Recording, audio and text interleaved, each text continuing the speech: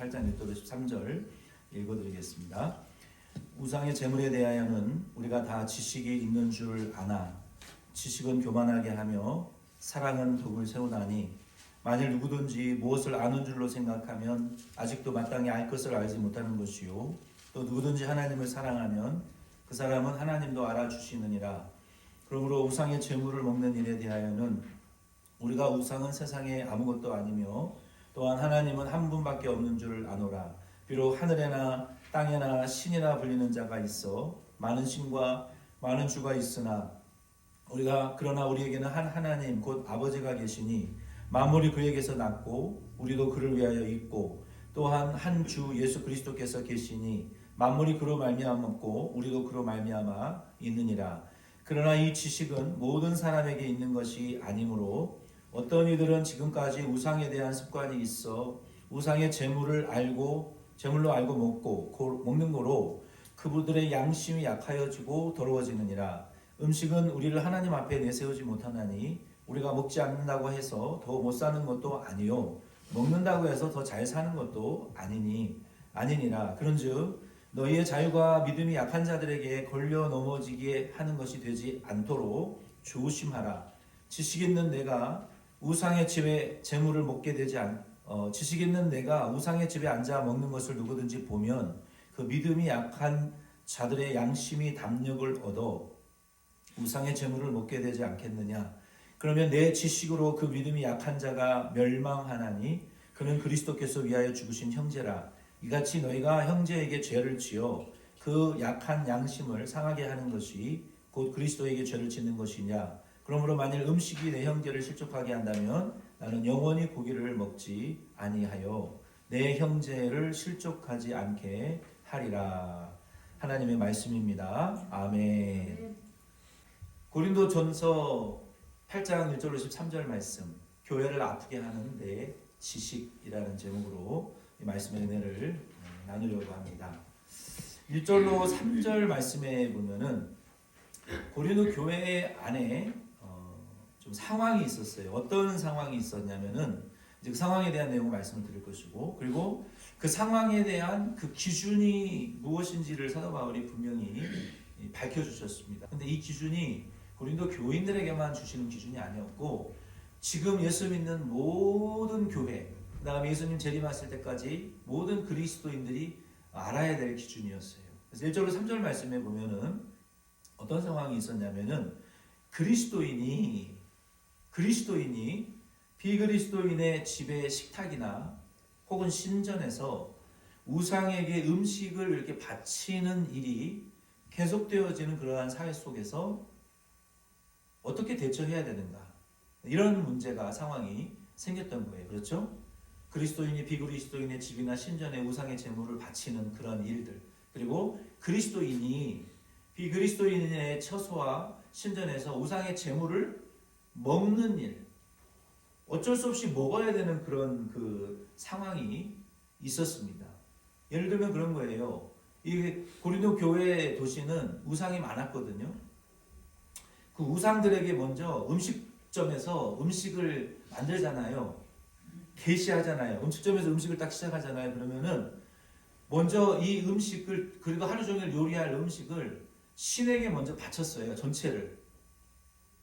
그리고 그것을 시장에 갔다가 내다 팔았단 말이에요. 그러니까 우상의 이름으로 하루의 영업을 축복을 하고 우상의 이름으로 하루 종일 장사를 하는 거예요.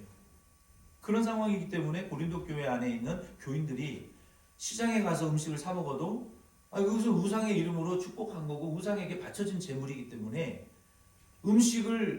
우상에게 바쳐진 음식을 먹을 수밖에 없는 그런 상황이었어요. 그렇죠? 이런 상황이 고린도 교회 안에 있었습니다.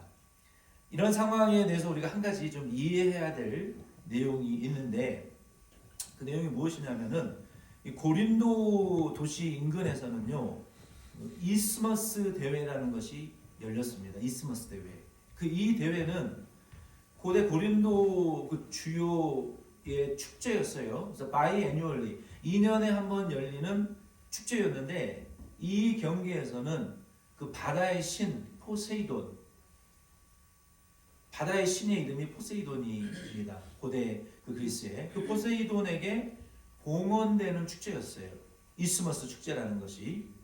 거기에서는 육상 경기, 마상 경기, 음악 경연 등이 포함되어져 있었기 때문에 그리스 전역에 많은 선수들과 사람들이 몰려드는 게임이 있었습니다. 지금으로 말하면 고대 올림픽 게임과 같았어요. 이러한 상황이었는데 그때 사진을 좀 한번 이렇게 봅시다. 여기가 이제 바다잖아요. 바다 옆에 이 신전이 그 바다의 신인 포세이돈에게 제사를 드리던 이 장소가, 이 고린도 교회가 이스머스 게임을 하기 전에 먼저 이 포세이돈의 바다의 신에게 우상의 제물을 드리고, 그렇죠? 그 음식을 서로 나눠 먹는, 그 엘리트들을 불러서 이렇게 신에게 제사 드리고 우상의 제물을 나눠 먹는 그 일을 먼저 하고, 자 이제 스포츠 시작하겠습니다 하고 이 음악을 틀고 뭐 이제 그랬겠죠. 이런 이 바다 장소에 여기는 신전이고 여기는 이제 그 경기를 했던 그 경기 장소입니다. 여러 군데가 있었어요. 여기 바닥에 보시면은 바닥에 보시면은 어떻습니까? 바닥에 뭐 말을 타고 또 뭐 이 고래와 같은 것을 타고 다니는 그 신들의 모습을 볼 수가 있어요. 그리고 포세이돈이겠죠. 다음 사진을 보면은 이런 경기들을 했겠죠. 뭡니까? 저 맨 왼쪽에 보면은 그 달리기. 이게 고대에서도 이걸 했었던 게임이에요. 뭐 100m, 200m, 뭐 400m, 뭐 이런 경기들의 근본이 되는 거죠. 그리고 가운데 위쪽에는 뭡니까? 원반 던지기잖아요. 원반, 그렇죠? 지금도 있잖아요. 올림픽의 게임에 있잖아요. 그리고 오른쪽 위에 보니까 창 던지기. 저거 지금도 다 올림픽 게임에 그대로 있는 겁니다. 그리고 왼쪽 아래쪽에 보면은 넓이뛰기. 그리고 아래쪽 가운데 보면은 저게 복싱인지 레슬링인지는 모르겠지만 뭐 둘 다 했어요. 고대 사회에서도. 이게 그리스 때 고린도 때 했던 운동이고, 맨 오른쪽 아래에 보면은 저게 마상 경기. 저 말을 타고 이제 경주하는 그런 경기들을 했었다는 것이죠.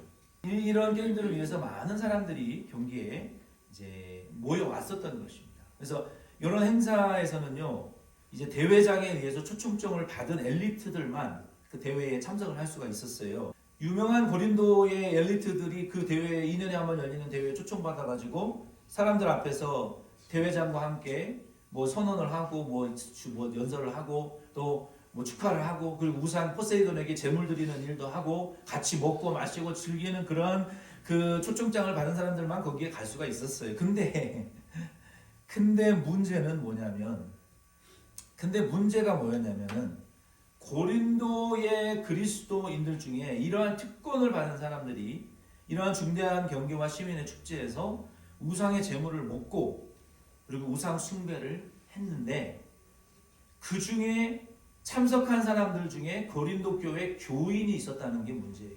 고린도 교인 중에 포세이돈의 우상에게 제물을 드리고 그 제물을 먹는 일을 고린도 교회 교인들이 다 쳐다봤을 거 아니에요.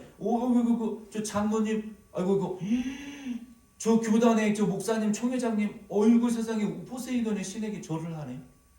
아이고 세상에 저 교회 저기 권사님, 포세이돈의 신에게 드린 우상의 제물을 먹네? 성만찬을 먹는 사람이? 하나님 섬기는 사람이? 저래도 되는 거야? 이런 일들이 고린도 교회 안에 일어나 버리는 거예요. 이게 문제였다는 거예요. 이게. 그러면 그런 사람들의 한두 사람의 행동을 인해서 얼마나 고린도 교회에 악영향을 미치게 되었겠느냐. 바울이 지금 그거 이야기를 1절로 지금 3절에 하고 있는 거예요. 8장. 우리의 삶에 이런 우상의 제물의 문제들이 얼마나 깊숙이 들어가 있는지를, 자, 이 사진을 보세요.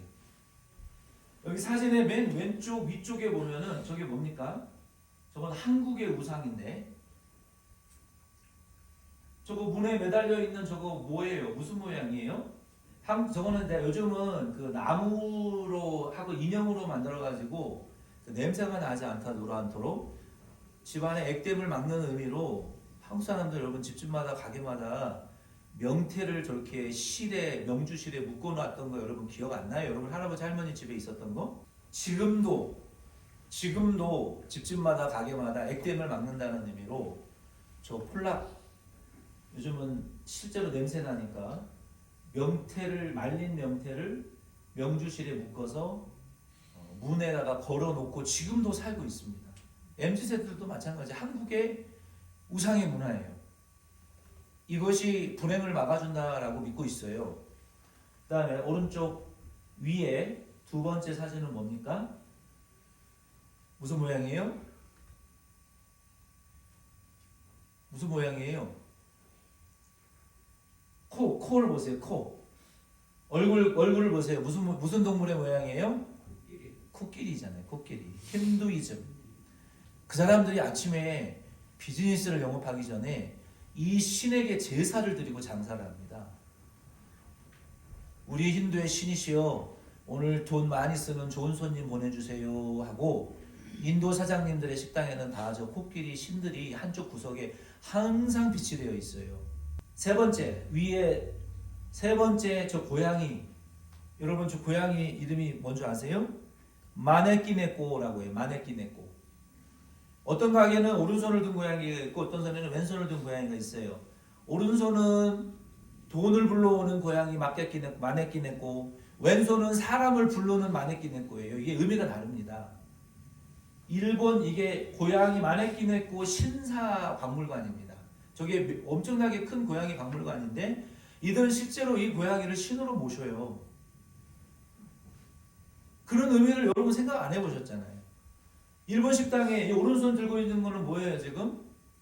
내가 틀렸을 수도 있어요. 오른손이 돈이고 왼손이 사람일 수도 있는데 어쨌든 오른손 왼손 돈 이건 돈을 환영하는 거고 왼손은 사람을 환영하는 거. 아니 오른손이 사람인 것 같아요. 사람을 부른다. 왼손은 돈을 부른다는 그런 마네끼네꼬 고양이 신입니다.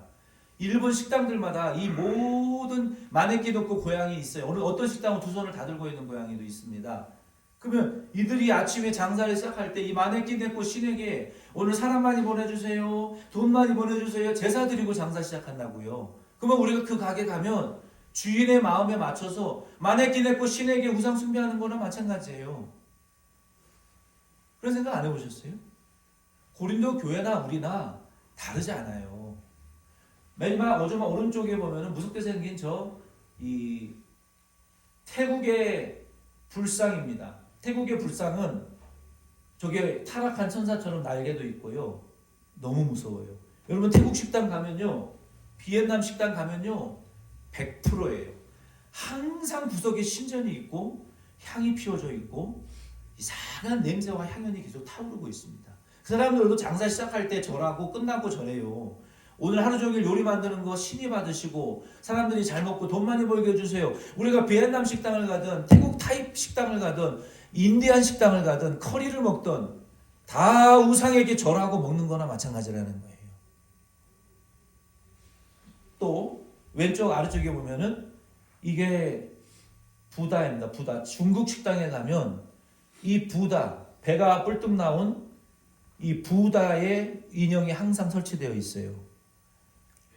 돈의 복을 불러온다라는 중국의 신입니다. 가운데 아래쪽 장원급제, 막 찍어도 그냥 정답, 막 찍어도 그냥 정답 대박, 수능 대박. 이게 장난인 것 같지만요, 실제로는 한국에 그 부적이라는 것이 있습니다. 부적. 저런 노란 글씨에 저 빨간 글씨로 노란 종이에 빨간 글씨로 쓰여져 있죠. 닭의 목을 비틀어서 그 피를 받아서 붓으로 글씨를 쓰는 것이 부적입니다. 이러한 부적들이 없어진 것 같죠? 엄청나게 지금도 성행하고 있어요. 한국에. 부적. 집집마다 붙어있는 곳이 있고, 그리고 맨 오른쪽 북미 사람들에게 친숙한 뭡니까? 저거 우리 2세들 맨 오른쪽 바른 라이트에 있는 거 저거 뭡니까? 주인 패출. 이것이 원래 네이티브 인디안 무당들이 차고 있던 그 목걸이입니다. 우리 달라트리나 어딜 가도 이것을 팔고 있어요. 미국에서. 모든 집들이 한두 개씩은 다 가지고 있는 것이 이 드림 캐쳐입니다. 근데 그 근원은 네이티브 아메리칸의 네이티브 인디안 사람들의 무당들이 쓰던 그 목걸이예요. 이러한 것들이 행운을 불러오고 불행을 막아준다라는 의미로 북미 사회에 깊숙이 들어와 있는 우상의 문화 중에 한 가지예요. 근데 이러한 모든 말할 수가 없는 형상들이 우리의 삶에 고린도 교회뿐만 아니라 저와 여러분이 살고 있는 주변의 식당과 가정과 비즈니스와 가정집마다 이러한 우상의 형상들이 우리에게 정말로 많이 존재하고 있습니다. 그러면 고린도 교회가 포세이돈의 신에게 우상의 제물을 드리고 음식을 먹어서 목사, 장로, 권사, 리더들이 고린도 교회 성도들의 마음을 아프게 했던 것처럼, 그러면 오늘날 이런 신의 형상들이 신전들의 손님을 불러 모으고 또 재물에 운을 주고 불행을 막고 행복을 주는 것으로 여겨지는데, 그러면 우리는 이러한 신의 형상들이 있는 곳에서 만든 음식이나 물건들을 먹고 사도 과연 괜찮나요? 어떻게 생각하세요? 다 우상에게 바쳐진 음식이고 물건들인데 괜찮냐는 거예요. 2026년 우리가 이 세상에서 살아가면서 우리는 이것을 어떻게 받아들이고 어떤 기준을 가지고 우리가 이 세상을 살아가야 되느냐. 고린도 교회만의 문제가 아니라 바로 우리의 현실이라는 것을 우리는 아셔야 돼요. 그러면은 그 고린도 교회는요, 그 엘리트 계층뿐만 아니라 왜 교회에 상처를 줄 정도로 고린도 교인들의 많은 분들이 이러한 잘못된 지식을 습득하게 됐는가, 그것은 어떤 결과를 가져오게 됐는가를 우리가 알아야 돼요. 오늘 제가 여러분에게 보여드렸던 우리 현대 문화 속에 들어와 있는 이러한 우상의 모습들을 우리가 과연 어떻게 해석을 해야 되고 어떻게 우리는 적용을 해야 되는가, 기준이 무엇이냐 말이에요. 기준이 있어야 될 거 아니에요. 결론부터 말씀드리면 여러분이 어느 식당에 가서 밥을 먹어도 예수 그리스도의 이름으로 그 식당의 문을 열고 들어가시기를 바랍니다. 아멘이십니까? 제가 정말로 고통스러웠던 식당이 딱 한 군데 있어요. 덴버의 태국 식당인데 그곳의 음식은 맛이 있었는데요, 난 잘 모르겠어요. 들어가는 순간부터 그 다음 날까지 두통과 복통을 견딜 수가 없을 정도로 괴로웠던 식당이 하나 있었어요. 다시는 안 갑니다. 아마도 그 식당은 굉장히 강력한 우상의 세력이 그 안에 있었을 수도 있어요. 그러니까 저와 여러분들이 결론을 말씀을 드리면 어딜 가든지요, 식당의 문을 열고 들어가실 때 예수 그리스도의 이름으로 예수님, 오늘 식당에 가서 밥 먹고 만나는 사람들과 기쁨 충만하게 해주시고 먹고 소화 잘 되게 해주십시오. 어디 가도 그렇게 기도하고 들어가시고, 그리고 기도하고 잡수세요. 예수 이름으로 기도합니다. 여기에 있는 모든 우상의 세력들을 제거해 주시고 예수 알게 해 주시옵소서. 이런 기도들을 여러분 어디 가든지 하고 다니셔야 돼요. 왜냐하면 이런 우상의 세력들이 온 세계에 충만하기 때문에 그러한 이 그리스도인이라면 그러한 인식을 가지고 세상을 살아가셔야 돼요. 여러분, 우리가 H마트에 가도 심지어 할랄 푸드라는 게 있습니다. 할랄 푸드. 여러분, 할랄 푸드 아시죠? 이슬람들은요, 그런 점들은 진짜 본받아야 돼요. 할랄의 방식으로 도축한 음식만 먹습니다. 얼마나 불편하겠어요. 근데 우리도 그들의 그 경건하게 살려고 하는 그 태도를 배워야 돼요. 무작정 아무 생각 없이 살면요, 안 되는 거예요. 우리도 어딜 가든지 기도하고 잡수시면 되는 거예요. 그러나 중요한 결론은 우상에게 절하는 거, 결론부터 말씀을 드리면 안 됩니다. 조상 제사 드리는 거 안 됩니다. 그리스도인들은 조상의 제사상 앞에 제사하시면 안 돼요. 제사 드린 음식 잡수시면 안 됩니다. 결론입니다.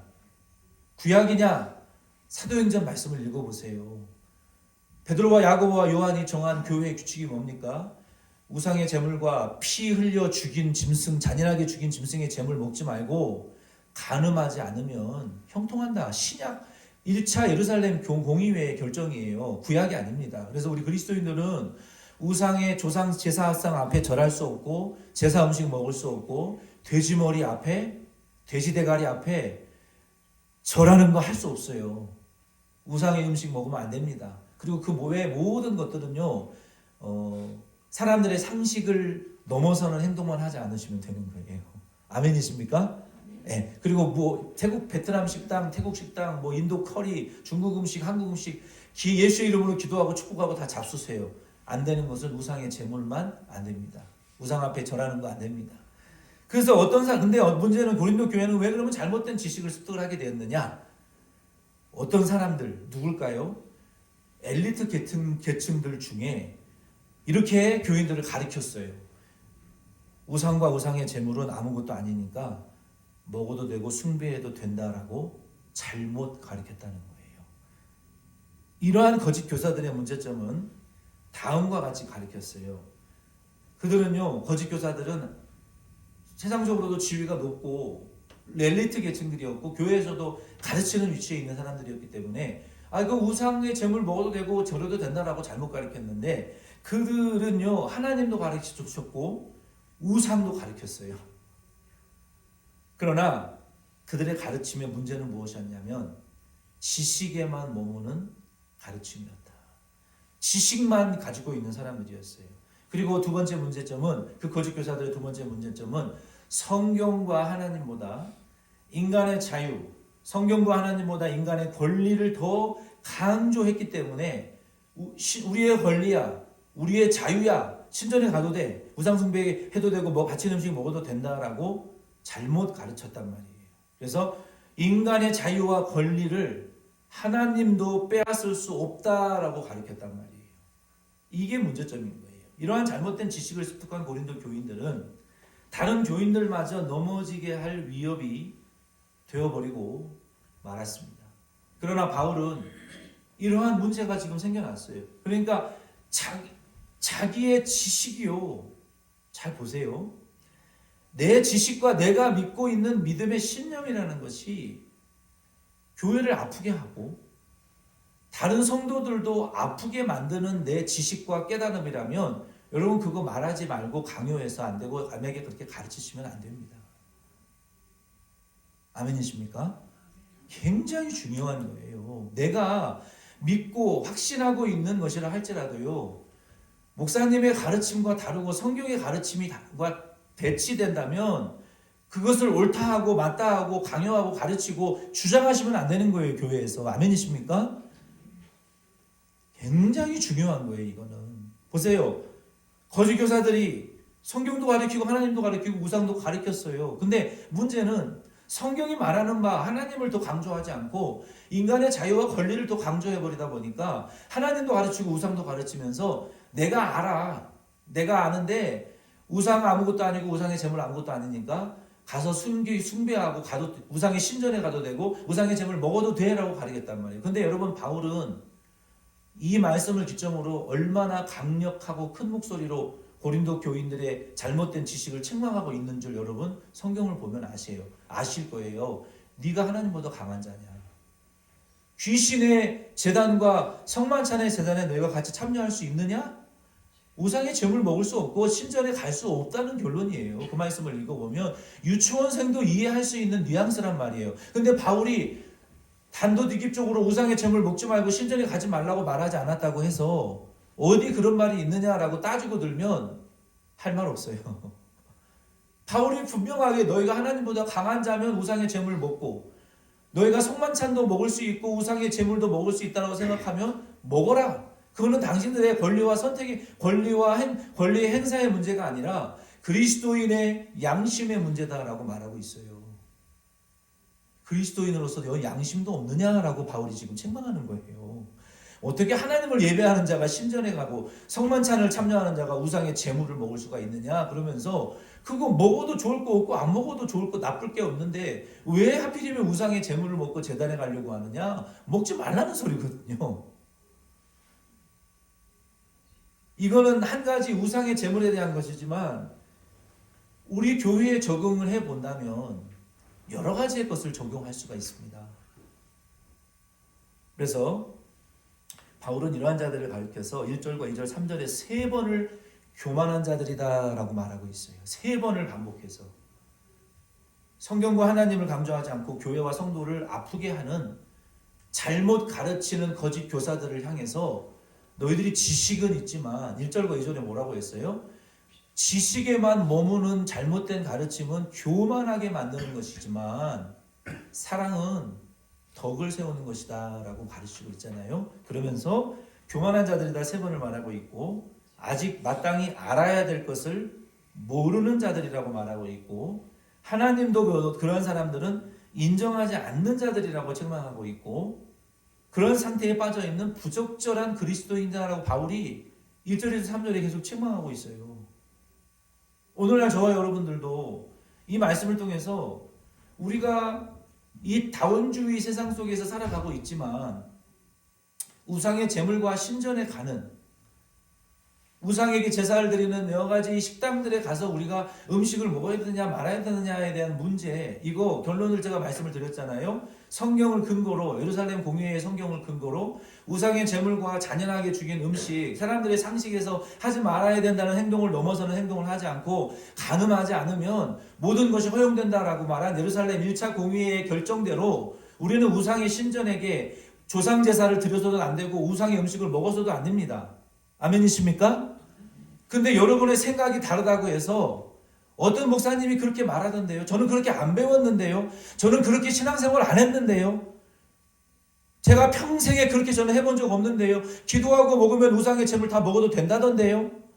이렇게 주장하시면 안 된다는 거예요. 교회에서. 아멘이십니까? 그거는 목사 개인의 주장이 아니라 총회가 정한 바고 교회 전통이 정한 바고, 모든 교회들이 그렇게 하고 있으면 이단이 아닌 이상 내 생각과 내 지식과 내가 그렇게 살아왔다 하더라도 교회와 형제의 마음을 아프게 하는 행위와 주장과 가르침을 펼쳐서는 안 된다는 거예요. 교회에서. 아멘이십니까? 제가 왜 이 지점에서 계속 강조하는지를 몇 주 안에 우리 교회 안에서 일어난 일들을 여러분 교훈 받으시라고 말씀을 드리는 거예요. 아멘이십니까? 그렇게 배워오지 않았다고 해도 옳은 것은 인정하고 목사님과 교회가 정한 것은 따르셔야 된다는 거예요. 그것이 믿음이라는 것이고 자기를 부인한다라고 예수님이 표현하십니다. 이러한 상황 속에서 바울은 4절로 6절 말씀에 모든 그리스도인들이 모든 상황에서 예외 없이 순종해야 될 가이드라인을 딱 하나 우리에게 말합니다. 4절로 6절 말씀의 내용은 이겁니다. 잘 들으세요. 참되고 살아계신 유일한 하나님이 만물을 창조하셨고 우리는 그의 역시 피조물이고 우상은 아무것도 아니다. 이 세 가지를 4절로 6절에 바울이 딱 가르쳐 주는 거예요. 우리도 이 세 가지를, 이 선언이 우리의 모든 상황 속에서 예외 없이 선포되어지고 순종해야 될 믿음의 선언인 것을 여러분 마음에 다 기둥을 세우시기를 바랍니다. 첫째는 뭡니까? 하나님이 만물을 창조하셨고 창조주이시다. 그렇죠? 모든 만물을 하나님 창조하셨다. 이게 우리의 믿음이라는 거예요. 우상의 제물에 음식을 먹는 문제에 있어서의 기준. 그러니 모든 만물이 하나님의 것이구나. 저거 다 피조물로 만들어진, 꾸며내어진 것들이고 우리도 역시 그의 피조물이구나. 그러면 뭐예요? 우리가 하나님을 섬겨야 될 사람들이구나라는 말씀이에요. 하나님만 섬김받을 분이라는 거예요. 그리고 우상은 아무것도 아니다. 이러한 믿음을 가지고 우리가 이 문제를, 이 다원주의 사회 속에서 살아나가야 된다는 거예요. 여러분이 어디를 가시든지. 그래서 그리스도인들은 하나님을 위해서 존재하고 그리스도인의 삶의 목적은 하나님이다. 우리에게도 이러한 분명한 선언이 있어야 됩니다. 그리고 바울은 7절로 13절 말씀해 보면은 교회의 성도들 간의 관계성이 더 중요하다. 바울은요, 우상의 문제로 시작해가지고 성도들, 고린도 교회 안에 성도들의 서로의 관계성을 지금 집중적으로 7절로 13절에 우리에게 설명하고 있어요. 7절로 13절 말씀해 보면은 특권과 권리를 행사하는 것으로 인하여 바울이 이렇게 말하고 있어요. 엘리트로서, 리더십으로서의 특권과 권리를 행사하는 것으로 인하여 다른 그리스도인들이 죄를 짓게 만들고 다른 그리스도인들이 죄를 지어 망하게 만든다면 그것이 범죄다라고 말하고 있어요. 예? 엘리트 계층들이 우상의 제물 아무것도 아니고 먹어도 되라고 잘못된 생각과 가르침으로 받아서 교회에 가르쳐가지고 그러한 행동들을 하니까 교인도 교회 성도들이 그걸 보고 나도 우상의 신전에 가고 먹어도 되네라고 그 형제를 넘어지게 했으면 내 권리의 행사가 잘못됐죠. 아무리 정당하다고 하더라도 다른 사람이 죄짓게 만드는 결과가 나오면 그것이 죄를 짓는 것이다 라는 것을 우리가 알라는 거예요. 진리에 관한 나의 편협된 지식을 행사하고 주장하는 것을 자유와 권리의 행사가 아니라 그는 타인에게 죄를 짓는 것이다. 교회 안에서 이걸 여러분 잘 우리 기억하셔야 됩니다. 내 보장된 권리와 정당한 자유라고 내 마음대로 할 수 있는 건 아니에요. 교회 안에서. 그것이 결국 교회와 형제를 아프게 하는 죄라면 하지 말아야 되는 거예요. 9절부터 우리 좀 보면은요, 9절로 12절 말씀에 보면은 세 가지의 구체적인 예를 바울이 들었어요. 내 권리를 행사함으로, 자, 누군가가 걸려 넘어지게 하는 경우는 그건 하지 말아야 된다는 거예요. 그렇죠? 내게 보장된 권리야. 여러분, 미국은요, 북미 사람들은요, 이걸 굉장히 중요하게 생각하잖아요. 내게 보장된 권리야.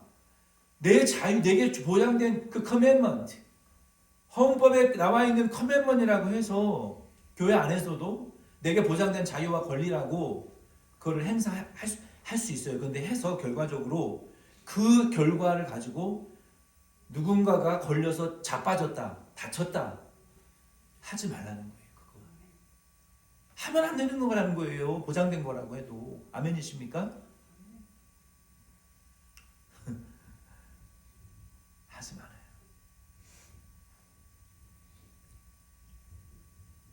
두 번째 10절 말씀해 보면은 내가 권리를 행사함으로 누군가가 죄를 짓기 위한 그 기초를 쌓아주는 경우가 있어요.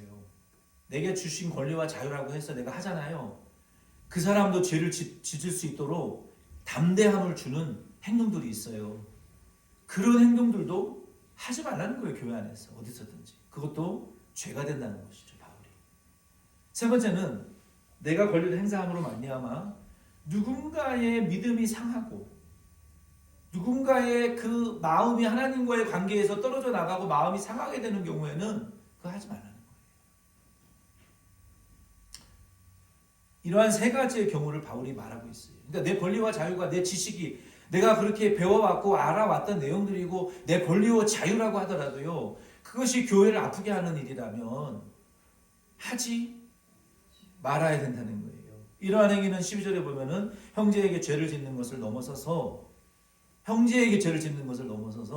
그리스도에게 죄를 짓는 것이 된다라고 11절로 12절에 말하고 있어요. 왠지 아세요? 그 형제를 위해서 그리스도께서 죽으셨고 그리고 그 형제는 그리스도와 하나이기 때문에 그래요. 그래서 교회는요, 내 지식과 내 자유와 내 권리와 내 정치적인 성향을 드러내고 행사하는 곳이 되어서는 안 된다는 것을 여러분 아시기를 바랍니다.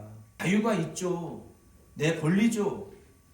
내 지식이죠. 그러나 그로 인하여 나와 반대편에 서 있는 사람들의 마음이 아프고 답답함을 느끼는 말과 행동과 기도와 찬양과 우리의 삶이라면 형제를 위해서 절제할 줄 아는 자가 믿음이 있는 자요. 나로 인해서 나와 반대편에 서 있는 사람들이 교회를 안 나오고 싶거나 예배드리고 싶은 마음이 안 드는 일이라면 하지 않는 것이 믿음을 선택하고 자기를 부인하고 절제하는 것을 배우는 것이 믿음이고 그리스도인의 온전한 태도라는 것을 바울이 우리에게 가르치고 있는 거예요. 그러면서 바울이 나에게도 고기를 먹을 자유가 있고 결혼할 자유가 있다. 자녀를 양육할 자유가 있으나 만약에 내가 고린도 도시 전체가 우상에게 드려지는 시장에서 파는 고기가 다 우상을 섬기는 사장님이 아침에 이 고기 삶아가지고 우상에게 먼저 드리고 팔게 해주십시오라고 드려진 고기인데 시장에서 내가 그 고기를 먹으면서 성도들이 아이고야 바울도 우상의 제물 먹네라는 판단받을 것 같으면야 평생에 나는 고린도에서 고기 안 먹겠다. 다른 영혼들을 위해서 이 정도까지 생명에 관련된 문제까지도 나는 절제할 용의가 있다라고 바울이 했던 것처럼 너희들도 나를 본받아라라고 바울이 했던 것처럼 우리들도 이 고린도 교회 안에 있었던 이 문제, 이거는 우상의 제물의 문제만이 아니라 사람들 성도들 간의 관계성의 문제라는 거예요. 그렇죠? 그래서 우리는 결론은 우상의 제물 안 돼, 조상 제사도 안 되고 음식을 먹으면 안 되는데 중요한 것은 다른 사람들과 교회가 아프게 할 말과 행동과 우리의 권리와 지식들을 주장하지 말고 내려놓고 바울과 같이 고기를 평생 안 먹을 정도로 다른 사람들을 교회를 생각하시면서 내 권리와 지식을 내려놓고 포기할 수 있는 성숙한 믿음 있는 바울과 같은 고린도 교회 성도들과 같은 우리 덴버시안 장로교회가 되기를 예수의 이름으로